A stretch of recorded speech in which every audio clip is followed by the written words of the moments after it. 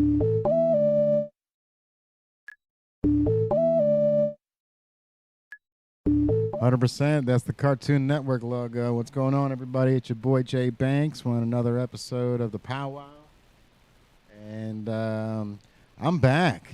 Hey. I'm back, bro. COVID tried taking me out, man. Which is crazy. It didn't hit me as bad as everyone kind of seems. You know what I mean? Like when it comes down to it. Some people got hit really bad. Me and my wife actually got COVID in the same time. Had to be being out there at the MGK concert, man. It was raining all day. We were there from like 5 o'clock to like 10:30. So out in the rain for like 6 hours basically. So our immune system was shot. But with her, man, she actually ended up having like a panic attack where she couldn't breathe, and I had to like lay on top of her and like actually like help her breathe and get her like rhythm, because she was like she couldn't catch her breath at all. Wow. And so that was a scary moment, man, seeing that. That's so scary. But it's terrifying. But for me, I was up at still up at 8 o'clock in the morning every day, just cleaning the house and kind of just walking around, just being bored, man, like being quarantined. Literally, yeah. It's crazy to think that the strangest thing about the whole thing was losing my taste and smell. That's something that you definitely take for granted, man. And once your taste is gone, it's like, bro, I don't even care what I eat anymore. Right. Is it still gone? Yeah. Oh yeah. Yep. Yeah. I can't smell anything. I can't. I think it's like a placebo effect. I can kind of taste things, I think. But if I really close my eyes and if I was like, is this a McDonald's fry or a Burger King fry? I'm like, there's no way I can tell, dude. Right. But like salty foods, I can still taste, which is kind of weird. Trying to taste like really hot sauce. You know what? I was actually thinking about that. I was thinking about trying another one of those chips just to see what would happen. Yeah, you just sweat for no reason. You don't. And honestly, you just feel the pain. It might backfire. Yeah, I was thinking, because you probably don't realize how bad it is, so you're going to be inhaling more and talking more. Yeah, it'll end up probably doing more damage than you think. And but it's already done some damage. I can tell something's different about mine. Since dude, I did, something's off. It's the similarities between the COVID symptoms and the 24-hour symptoms of the chip are so similar. It's crazy. Wild. Sinuses are haywire. Mm-hmm. That I don't know if it's like that capsaicin or whatever that type of like powder they have in that chip, man. But there's something in there that just really just closes your throat and really just does damage, man. It just like I felt like there was like a hollow area behind my nose. That's kind of still feels that way. It doesn't feel fully. I've never felt the same since taking this chip this year. Since I ate the chip, something is definitely off. I feel like my nose has been running the entire time since that's happened. Whether it's because of the chip or not, I just feel my nose is just constantly running. I also, every once in a while, I'll burp, and I think it may be like, I don't know, like ulcer or acid reflux or something? I don't know, but I feel the chip. I feel like it's like PTSD or something. Seriously, I don't know. There's something, that chip did something to me. Tyrell, man, so how did you feel? Because this is the second year in a row that you took the chip, and it's the second year in a row that you threw it up, which wrong button. I was showing you guys how busy the levee is right now. Yeah. The chip that you had, bro, like when you throw it up, it still went through your system, right? Like, 'cause you were still saying you felt it in your stomach, and you still had to pass the damn thing like a kidney stone, bro. Like these things, you can feel exactly where it is in your body. Yo, this year's chip, I wasn't expecting it to be that bad. Like, I was not at all. But it about killed me. Like I said, y'all heard it. I threw up. I went in the bathroom and like laid on the floor in pain. Like, I can't exaggerate it. I can't like pretend like it didn't happen. I mean, 10, 20 years I can talk about it. Like, yeah, man, I suffered, but I did it. Like, I didn't chicken out of not doing the tripping. I always talk with my hands. I apologize. But yeah. So I mean, I can talk. I can have the story. I can talk about it. But yeah, no. I died. I tried the milk. The milk didn't help. Both times. I think it was even worse. Now I almost want to try the older chip to see if I can do better than I did last year. Just Right, because yeah, it's not as hot. It's not as bad as the new one. But It was still pretty bad though. yeah, Last no, year no, it was pretty bad. I mean, last year was bad. I mean, yeah, I just it was think pretty about bad. how my mouth was hurting and how I threw up, and then I wanted to go to sleep. This year, I was thinking about, dang, do I need to go to the hospital? Like that stomach pain lasted for 3 days. I didn't have that last year. Yeah, they definitely did something different with the chip. Man, the chip was thicker too. I felt like I think it was scorpion pepper that changed it. You know this what? year. I actually they had scorpion pepper on it last year. Did I was watching our videos and I noticed that I did say scorpion pepper and Carolina Reaper, so they did have both of them. On Now, the packaging, it didn't say it though.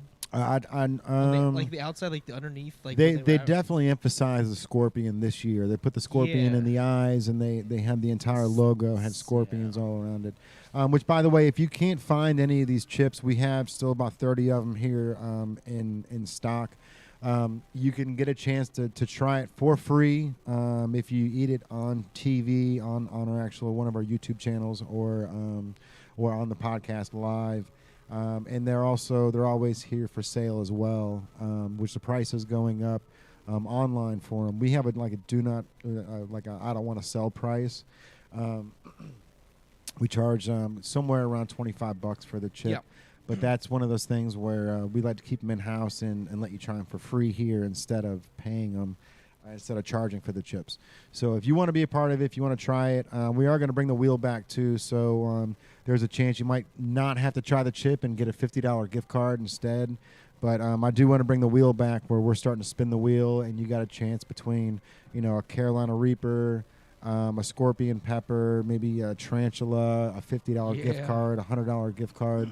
So we're gonna have a lot of fun back in here with the things that we have going on this season on the podcast. But the COVID thing, man, it really struck me, dude, because I thought I would have got it a long time ago, considering how interactive we are here Yeah. and everything.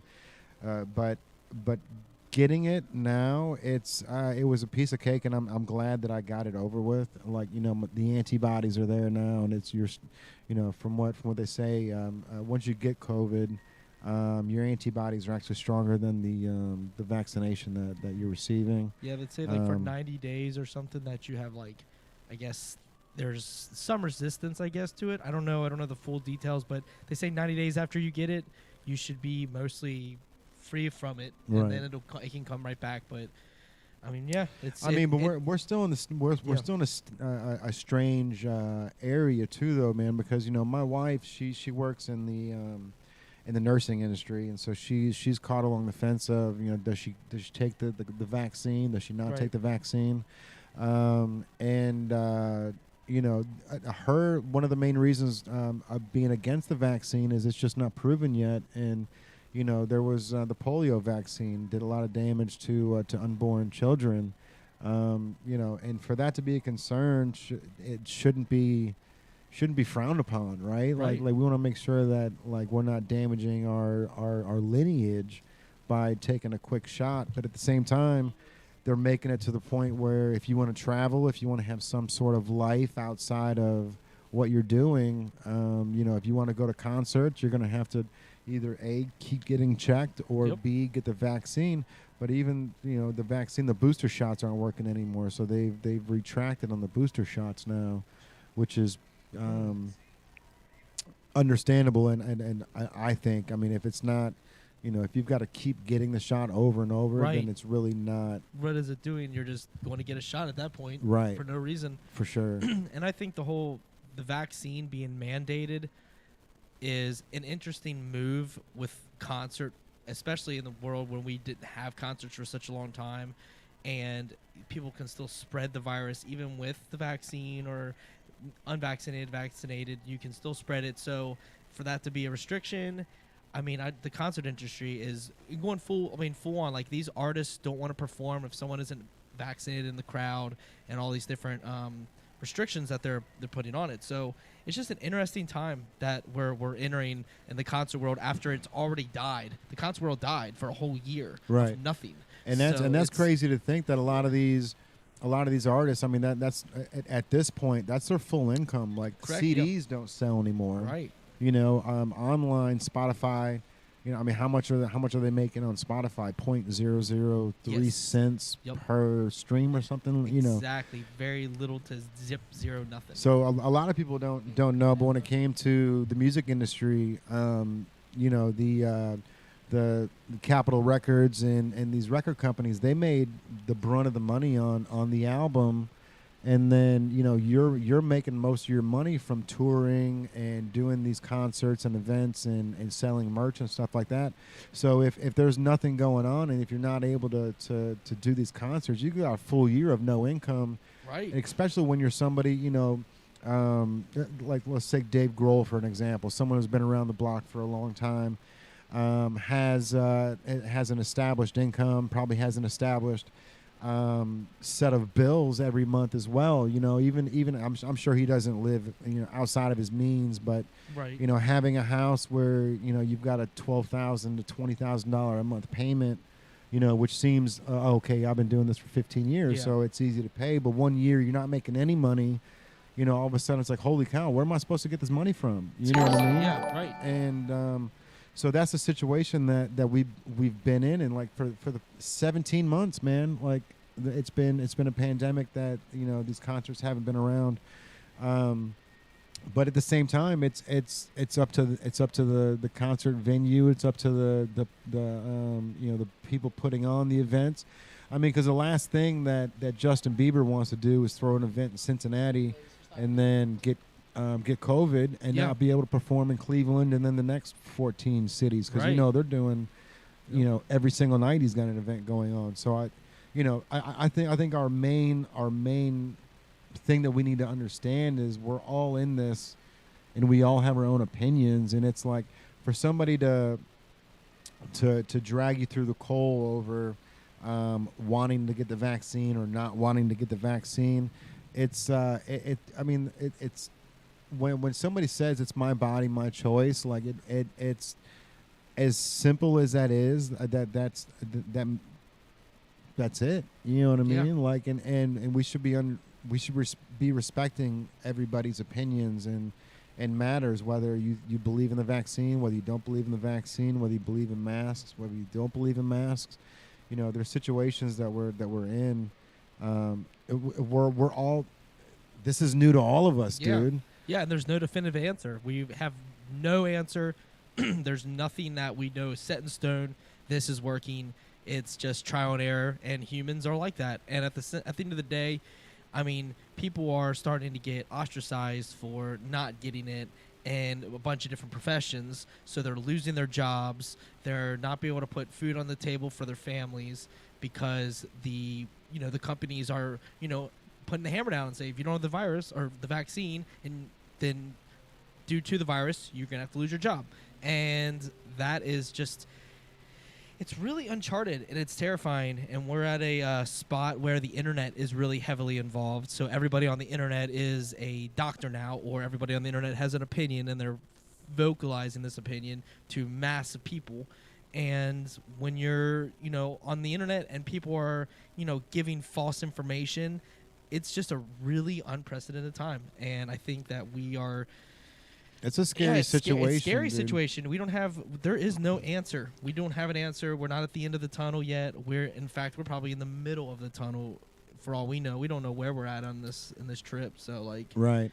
And speaking of like false Facebook posts and other things like that, you know, it's got to be so hard to be somebody like Zuckerberg, man, where like you want free speech and you want this and you want people to, you know, you create a platform that every human being on earth uses, right? Like there's, I don't know, there's got to be less than 10% of people that actually don't use Facebook. It's got to be somewhere where in like 80 to 90% of people are using some sort of like Facebook or Instagram for social media. Sure. How are you? That Yo, seems well, probably if you have any accurate. questions on anything, let us know.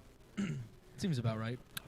Most everyone uses Yeah. Facebook, and if they don't, it's either because even the older generations are all on Facebook. They may not use the Instagram aspect, but social media is so prevalent, and Facebook is the forefront. I mean, And it's crazy. Yeah, It's crazy too because if I want to be one-sided, I like all I do. Like Facebook's main objective is to show me what I want to see, right? So Yep.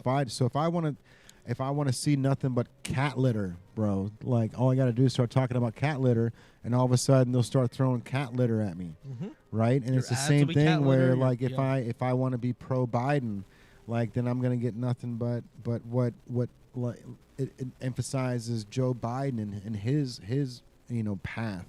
Same thing with Trump. It's one of those things where like their algorithm is so good that they will have you believing anything that you want because it's just it's geared that way. Yeah. Like that's and yesterday's shutdown was pretty insane, man. Yeah, they're like the great shutdown of The- 2021 or Well, something like that. and the fact that it was more than just Facebook. Facebook's been it's crashed before, it's gone down, and then but Instagram has always been there, like one of these other things. But the fact that they're all tied together now, and they all went down at the same time. WhatsApp, Facebook, Instagram, and they were down for a while, man. Yeah, like 6 hours. So I think about 11 o'clock was the last time. I posted something on Facebook and it made it through, and then all of a sudden Caitlin's like, my phone sucks. I don't know what's going on.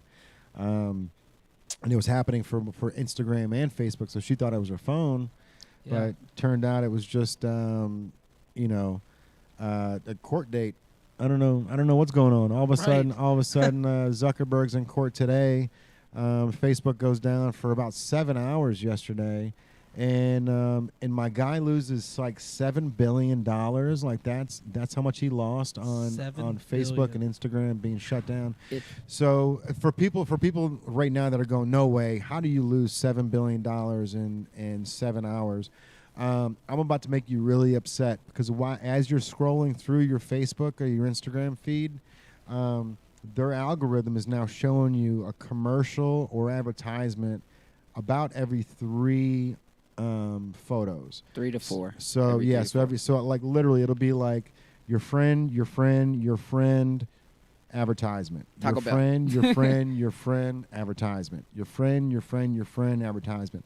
And they've snuck it in so well Significantly. that those marketing dollars obviously have to make sense, man. So, I don't know, I'm guessing they said $7 billion and it was down for about seven hours. So maybe, on average, he's making about $1 billion an hour in advertising, which, fluctuates because the money goes different places. It's not like he's making that whole brunt of the money. Right. Yeah. But that's a scary situation when somebody's making that much money and has that much control over the media and what goes out. The Washington Post is now owned by Amazon. I mean that's been a while, but these news outlets are now paid sponsorships, bro. Like it's not like Literally. who knows what's real anymore. So people go to Facebook to try to get the realness because okay, those are where my friends are. My friends are gonna be the ones that are gonna lean me in the directions that I want to go. And it's crazy to think that there was that much pandemonium when an app went down yesterday. Dude, it was wild, and it brought out like people talking about their addiction for social media and Facebook. I mean, I literally even Offset said, "Oh my God, I didn't realize I was addicted to Instagram until today." Yeah, right, exactly. And that addiction is becoming. It was pretty much like a gigantic social experiment at the end of the day too, because when people got on, the trending topics were literally like shut down, and like Facebook and Instagram, they're trending on their own sites. Right. And that's just wild to even think about that happening. And it's just, I can't even imagine being at Facebook and it happening, and just, I don't know. It's just, can you imagine sitting at your job and everything just shuts down and your entire company that you know is affecting the world is now not working? Right. Imagine just sitting there. There was being a fly on that wall. There was a moment, we were going through our numbers last year during COVID, and seeing the trickles of the daily sales. We've got like a whole chart every single day. So some are higher, some are lower, some are really nice, some are really bad. But there was a 2-month gap there where there was 0 sales. Right. And that's insane to think at this point now, man. Like I do remember a point during the pandemic where I told myself, at least I have $200 in the drawer. Yeah. If I've got to buy groceries for my family, at least I have the $200 in the store drawer that I can depend on. And that's crazy to think, dude. Like it's terrifying to think that. And that was just a year ago. Yeah. But we're all in this, and it's all new to everybody, man. Yeah. And the quicker that we can understand that, at the end of the day, I'm protecting my family. At the end of the day, you're protecting your family, right? So, like, for me, like, if I've got to get a shot, cool. Like, it doesn't affect me as much as it would affect the woman that's going to be carrying my child, right? So, everyone has their own end goal, and it's just lineage, man. At the end of the day, like once you have a kid, things change. I've got a stepdaughter, so I'm not fully engulfed in it like you are, because when Charlie came about, your entire demeanor changed, dude. Like, all of a sudden, it wasn't about Andrew and the music scene. It was about longevity and how I need to turn this up, and I need to make sure that I'm grooving this lane that's going to be deep enough that my daughter can coast through it. Right. I literally thought about my job first off. When she first came, I was like, all right, I've been working jobs for, X amount of years that's kind of like worked with my music career and playing shows and going out of town on the regular and all that. And when she was born, I was like, man, I need to find a job that I like as much, if not close enough to the music that I'm playing and enjoying life, because I know I'm going to be doing that as my focus. So, like, the job was the first thing I thought of. I'm at the hospital. She's there. I'm like, what am I going to do now? Like, I worked my job for a little while after that, but I had to find something else. I obviously found a home here and everything's worked out. But, I mean, that was the first thing I thought of. What I'm doing something I love so much, and that's about to take a back seat. So what am I doing now? Right. Work. I'm gonna have to work for her. That's my goal. I need to find something that is going to fill my my soul up, rather than just a job just to pay the bills. Because I know that's happiness is gonna trickle down to home, and I know it's gonna trickle down to her. Right. So like, it's just happiness, and it really affects your.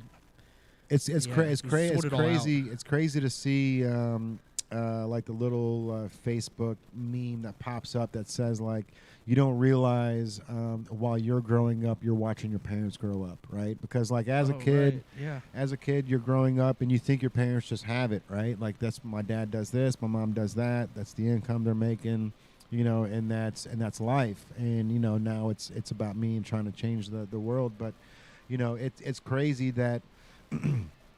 That as you grow up, you because we're in it right now, like, and Aslan's 12 years old, and she looks at me as, stepdad who owns a clothing store, you know what I mean? But, like, she doesn't realize the longevity that we're trying to create, right? And that we're trying to create a path that hopefully one day she'll want to become, the fashionista, and then her and Charlie are going to be running the show. Along with Tyrell's little girl when he has one, man. Yeah, man, for sure. So that's, I mean, and that they don't even know it yet. They don't even know like Charlie especially. I mean, Aslan's a little bit older, but Charlie just here hangs out and knows the back room, knows the ins and outs of the store, and she's just 2, so she's just that's super cool, man. I remember being a kid, and I'm going to my Auntie Betty's bar that she had. It was like my family. My dad had a printing company out of the garage, so he actually turned, like, the entire garage into this printing press. Had some incredible equipment in there, man. Actually, my first job was like 8 years old. delivering flyers. It was I had my own business Nice. card, J&J Flyers. That's cool. Me and my sister, yeah, I was making killing money, dude. Like 8 years old, 10 years old, making $180 in the fucking 80s, late 80s, early 90s. Yeah. But remembering like me pushing a little fire engine around on my Auntie Betty's bar floor, like while my parents were there getting drunk. It's like one of those things where it's like you don't realize that like they're basking in the moments that they have this while we're sitting there just doing our own due diligence. Yeah. And it's so Right. cool seeing Charlie come in here and she says my name right away and she says bye a million times to me, and like the fact that she looks at this place is just like a second home. Yeah. That's so cool that 10 years down the road, she's still going to have that feeling, and then 20 years down the road, hopefully she's taking the reins to this place, and so all of the original tribe members can just It's sit funny. back and watch it all unfold. Right. So my parents drive a Jeep, and you get ducked. So basically, the Jeep ducks, whatever. And they found I guess it happened the other day, and the duck has an eye patch. I actually have it in my bag with me. Oh, sure. And Charlie saw it when she was with them, and she's like, Jay, Nah. Jay. It's in my That's bag. awesome, Yeah, dude. so I have it before us in my bag there. But yeah, it's so funny. She knows Jay's voice when he calls, and we're Yeah, having I love that, our dude. calls. Yeah, so like she just knows, and she feels at home here enough to like step on, head into our hidden lab. She knows what to do. She knows how to interact. She waves to everybody. She's helped gotten a sale before. She's been there when I was getting a sale, and they're like, "Oh, for the little one, I'm buying this." Like, Yeah. So like, it's really cool. It just, I don't know. She's just a part of she's become part of the culture and the family, of course. But we got people in the store. They Yeah. just- Here. Oh, the charging the phone. Yeah. Cool. So, but yeah, man, seeing things like that, it really creates the longevity of this thing, man. Because we're just dads trying to create our own path, man, and everyone's got their own set path, and like 5 years ago, dude, like I could never expect you to jump on board and Tyrell to jump on board, because it's so hard to believe in somebody else's dream, man. But the way that we created this thing was to be able to be synonymous across the board. So Covington, Louisiana, we're coming for you, dude. There'll be a day where Covington, Louisiana has a Native store, and it's going to be the Native 765 store out there in Louisiana. And as long as you got a sports team, even if you don't, man, Louisiana, we can do Army colorways. We can do. They have the Saints. Of course, bro. Yeah, But so every city's got some sort of sports team or some sort of colorway State, that we can navigate towards. For sure. But I mean, it's like you said, it's across the board, and like the opportunity for expansion, we're working it, and there's enough people that are good people that are helping us make it happen. So like that's, like you said, like jumping on board to somebody else's dream. It's you have a course of your life, you'll come up with many different like things that obviously anyone that's older than myself or my age knows that, or even younger than me, even you'll come up with multiple things that you want to do, even if it's not an ultimate dream. But sometimes you run into things that become your dream too, of seeing something become a success and helping a local entrepreneur see through what he's doing is on top of my goals in life. So like I have many different goals, and I've added to this list, and it happens to be a perfect job that fits me as a person. Like Jay lets me be me, and Jay's himself and Tyrell's himself. We're all ourselves, and we come in here and we just figure out ways to make the most of the space we have allowed. So at the end of the day, we're just three dudes that are just working hard every single day, punching in the clock, and making a difference in the community. We have people that come in here that want to talk about their life, and we listen. They want to get on the podcast, and many of them will probably be on the podcast if they're still interested. It's just over time, we just build this community up, and we're looking as a collective to just do good for the city. At the end of the day, it's about good, and we're trying to make a difference. And there's a lot of young people out there that are starting to discover the store, and they're starting to really be influenced by, the moves we're making. And that's important. That's important. That's the best part, man, is Yeah. seeing these kids that come along that have, like Tarzan, dude. Like Tarzan's like 8, 9. He's probably 12 years old now. He's been coming around since, Some years, yeah. So like seeing guys like that just keep coming around, keep sticking around. Which, by the way, shout out to Sean. Sean, if you're watching, man, happy birthday, buddy. We're gonna post something later on today. But Sean Bucci, man, another happy birthday, man. Great people, great asset. Yeah, dude, so, he's one of the real ones, dude. And that's a prime example of like the the kids that are coming around these days, man. He's been coming around since 16 years old. Since 2019, since we had a store over on the other side where Trade is. Yeah. He was one of the original guys that as soon as I got the keys to the other store, he was like, "Bro, let's do it. Let's go. Let's move in right now. Squad up. Let's go." And that it's just people like Sean, man, where you take a risk on these kids. Let them mess up, man. Let them give him the reins to hang himself. You know what I mean? And that's something, actually, shout out to Poseidon's Pizza. These guys really seem to be taking their employees to heart, man. They've been franchising like crazy. So Poseidon's Pizza, they do a lot of like Italian style, Chicago style deep dishes and stuff like that. But I think they only opened 2 years ago, and they might have 7 or 8 locations now. They're all local. But what they've been doing is hiring on like these 18, 19-year-old kids, and once they're trained accordingly, they're giving them a store to run, dude. Like there's this 18-year-old kid fresh out of high school who's running the Cold Springs Poseidon's Pizza, or Alexandria, I think it's Alexandria. So Poseidon's Pizza, man, shout out to you guys. I really love that you guys are really just going out there and letting these kids shine, and because it's there's a lot of development that goes along between the 18 to 24-year-olds that is detrimental, dude. And like for even Tyrell, man, we're trying to steer him and teach him different things that the 10 years of heart and failure that we've gone through. Right. If you can do little things to keep you on the right path, and it's gonna create. Tyrell's going to be in such a better position in 10 years because of us just being able to mold him and say, hey, this is what you should do, this is what you shouldn't do. Right. These are the right moves, these are not the right moves.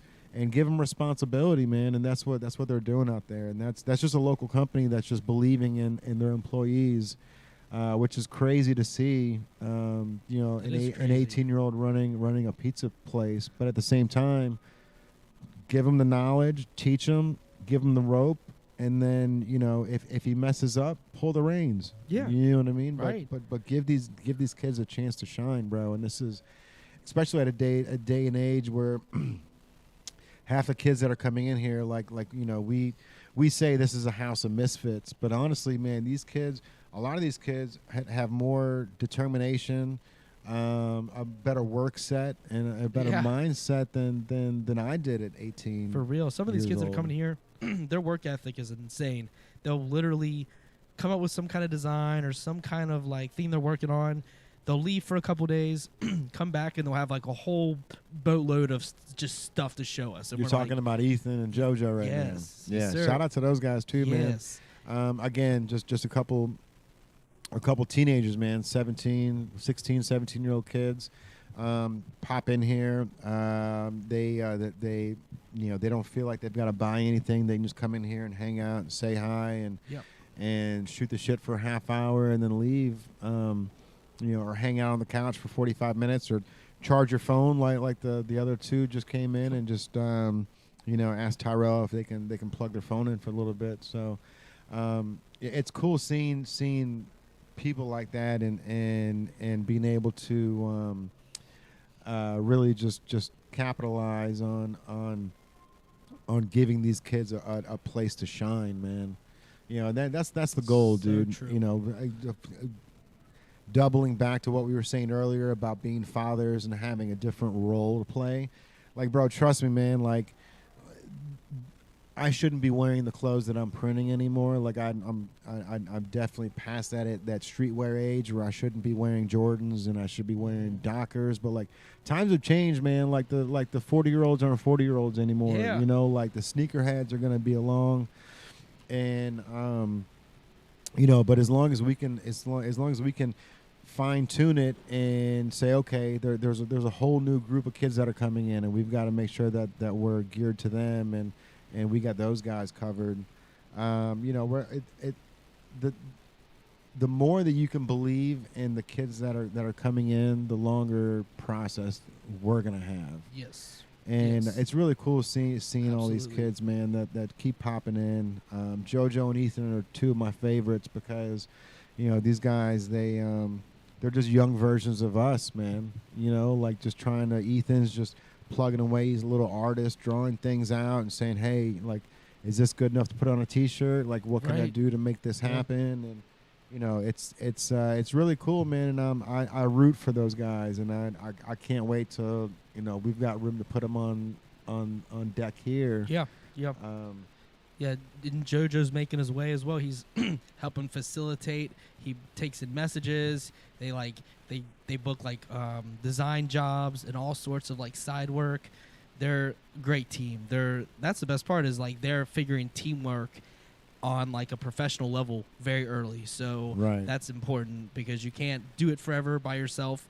And if you never have to really do it by yourself, you're better off because having someone 10 years from now when he's got JoJo and Ethan together and they're, you know, running the show, like they have two different companies, be two places at once, doing their different things, like Mhm. they're going to crush it. For sure. I see all the potential in those two and I'm excited to see what happens and I'm happy to have them around here with us. So All right, bro. So we've Yeah. got about 3 minutes left before we got to wrap up the podcast.